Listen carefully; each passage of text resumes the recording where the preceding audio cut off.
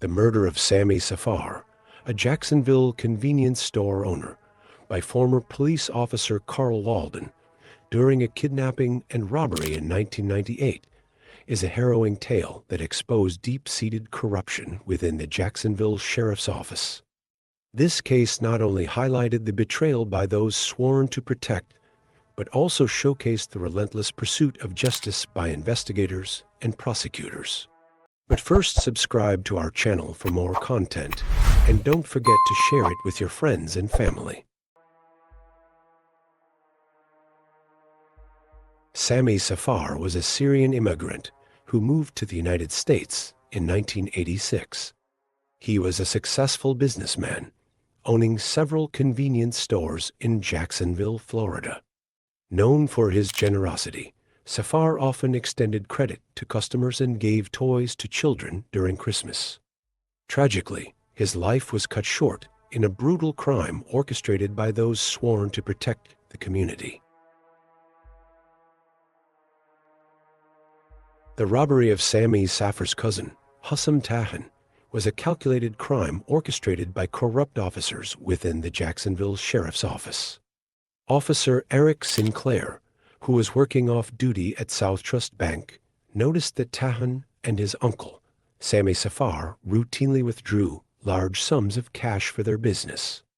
Sinclair, along with Darrell Crowden, devised a plan to rob them. On May 15, 1998, Crowden and Jeffrey Reed arrived at the bank while Tahan was inside. As Tahan returned to his car with approximately $50,000, Reed, armed with a gun, approached him, seized the money, and fled with Crowden.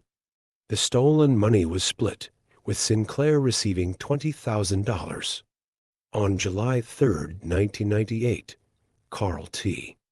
Waldon, a former Jacksonville Sheriff's Office deputy, orchestrated a plan to rob Sami Safar. Waldon, along with accomplices Kenneth McLaughlin and James Swift, targeted Safar after learning about his routine of withdrawing large sums of cash for his business. Waldon, in his police uniform and squad car, stopped Safar under the guise of a routine traffic stop, abducted him, and stole his money. Waldon handcuffed Safar and drove him to an isolated location where he met with McLaughlin and Swift. Fearing that Safar had seen his face, Waldon decided to murder him. Waldon choked Safar with a rope, rendering him unconscious, and ordered McLaughlin to ensure Safar was dead. The men then dumped Safar's body in a wooded area and stole $51,000 from him. Sami Safar found his brother's vehicle near the bank the same morning. He asked a detective whether his brother's driver's license was missing from his wallet, which was in the center console.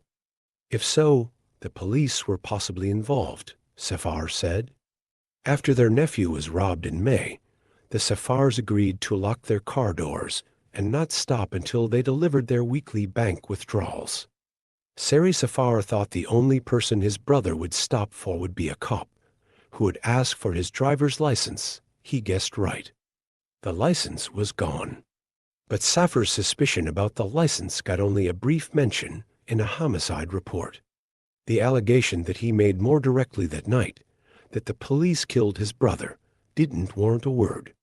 Instead, police speculated that Sami Safar's possible drug connections may have factored into his death. For nearly 18 months, investigators struggled to make progress, hampered by a code of silence among officers and potential cover-ups within the Jacksonville Sheriff's Office. The case began to crack open in the spring of 1999 when detectives Richard True and Dave Bisplinghoff, while investigating drug dealers Derek Smith and Abdul Robinson, intercepted a wiretapped conversation suggesting police involvement in criminal activities. This led to Smith and Robinson providing information about crimes involving Officer Eric Sinclair and his associate Darrell Crowden, including the robbery of Safar's nephew.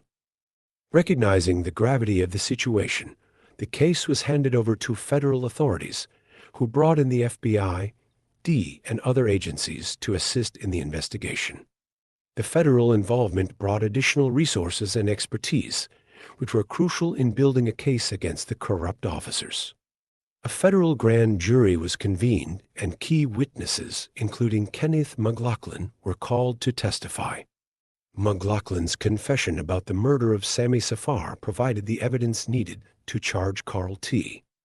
Waldon and his accomplices. The investigation uncovered a systemic issue of corruption within the Jacksonville Sheriff's Office. Officers like Waldon, Sinclair, and Powell had been engaging in a crime spree that included robberies, drug trafficking, and the murder of Sami Safar. They exploited their positions of power, believing they were untouchable due to their badges. The investigation revealed that these officers had been involved in numerous criminal activities, often targeting drug dealers and businessmen for personal gain. As the investigation progressed, the task force gathered enough evidence to make arrests. In December 2000, Waldon, Sinclair, and Swift were charged by federal indictment. The arrests marked a significant turning point in the investigation, as it demonstrated that no one, not even law enforcement officers, was above the law. The arrests were a testament to the tireless efforts of the investigators and the cooperation between local and federal agencies in bringing the perpetrators to justice.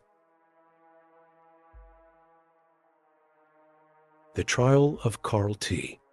Waldon for the murder of Sami Safar and related crimes was a significant event that exposed deep-rooted corruption within the Jacksonville Sheriff's Office. Waldon faced a 15-count indictment, including charges of murder, kidnapping, robbery, and drug-related offenses. The prosecution, led by federal prosecutor Jim Clint, presented a compelling case built on witness testimonies, physical evidence, and phone records. Key testimonies came from Waldon's former colleagues and accomplices. Eric Sinclair and Jason Powell, both former police officers, provided damning accounts of their involvement in various crimes with Waldon, including details about the plans to rob Safar. Reginald Bones, another former officer, testified about acting as a lookout for robberies and recounted Waldon's confession about killing Safar. Kenneth McLaughlin and James Swift, Waldon's civilian accomplices, gave chilling, though sometimes conflicting, accounts of Safar's murder. The prosecution's strategy focused on presenting a clear timeline of events, supported by cell phone records that corroborated the witnesses' accounts. They also presented physical evidence, including photos of Safar's body and a demonstration by McLaughlin of how Waldon used the rope to strangle Safar. The emotional testimony of Sami Safar, the victim's brother, added a human element to the case. Defense attorneys A. Russell Smith and Steve Patolsky attempted to discredit the prosecution's witnesses, highlighting inconsistencies in their testimonies and suggesting alternative scenarios for the crime spree. However, their efforts were largely unsuccessful in the face of the overwhelming evidence presented by the prosecution. One of the most crucial moments in the trial came when Waldon's own grand jury testimony was presented. In this testimony, Waldon had inadvertently implicated himself by identifying Safar's photo and vehicle, which he had previously claimed not to recognize. This slip-up proved to be a significant blow to Waldon's defense. Jurors acquitted Waldon on a drug charge. 2 counts carried a possible death sentence, another mandatory life, and dozens of years for the rest. The witnesses added up. The phone records left no doubt. Karl Waldon, 39, was a kidnapper, a robber, a killer. Waldon turned to his family. His mother mouthed the words, "I love you." His father walked away in silence. Karl Waldon, sentenced to multiple life terms without the possibility of parole. Eric Sinclair, sentenced to 17 years and 7 months in prison. Jason Powell, sentenced to 5 years in prison. The case led to further investigations into police corruption in Jacksonville and highlighted the need for better oversight and accountability in law enforcement. The Safar family filed a lawsuit against the city, and the case served as a cautionary tale for law enforcement agencies to maintain integrity and transparency in their operations. Safar stopped that morning at one of his 3 convenience stores, and then the bank. Safar walked into the South Trust on West 44th Street at 9:36 a.m. He left 19 minutes later with $51,000 to cash payroll checks. James Swift, Jr.B., strolled from a nearby Eckerd carrying chips and water. "Get back here," McLaughlin beckoned. "He's coming out." Swift hopped in the driver's seat of the blue Nissan Maxima. McLaughlin talked to Waldon by cell phone. "He's leaving," Waldon was told. 3 seconds for seconds. Car 1041 stopped Safar a few blocks away. Waldon planned to drive Safar off under a ruse that he was being arrested on a warrant. McLaughlin and Swift, Waldon's brother-in-law, would then swoop in and steal the money from Safar's abandoned vehicle, but the plan went terribly wrong. Safar gave Waldon his driver's license and ended up in the back of Waldon's car. Safar, convinced police robbed his nephew, told Waldon he wanted his money. The startled cop retrieved the bag of money, put it with Safar, and drove off. Moments later, a panicked Waldon called McLaughlin on the cell phone. "He's seen my face. I've got to take him out." 5 seconds, 6 seconds. Waldon drove to an abandoned business off the Haynes Street Expressway, followed by Swift and McLaughlin. They got out and began screaming at each other. Safar's dark brown eyes filled with fear as he looked out the back window. Now handcuffed, he writhed and kicked, but couldn't escape. "I've got to get rid of this guy," Waldon said. "This is not how it was supposed to have went down, man," McLaughlin said. "This man is not supposed to die." They drove a half-mile to the empty parking lot of Arliter. "Brown Elementary School, please don't kill me," Safar begged as Waldon opened the right rear passenger door. Safar tried to run, but Waldon pushed him back, pinned him down, and slung the rope around his neck. 7 seconds, 8 seconds. Swift froze watching Waldon choke Safar. McLaughlin saw an unconscious Safar slump over, squeezed between the back seat and cage, unable to breathe. "Get in the back," Waldon barked to McLaughlin as the cop walked to the front seat. "Choke him out."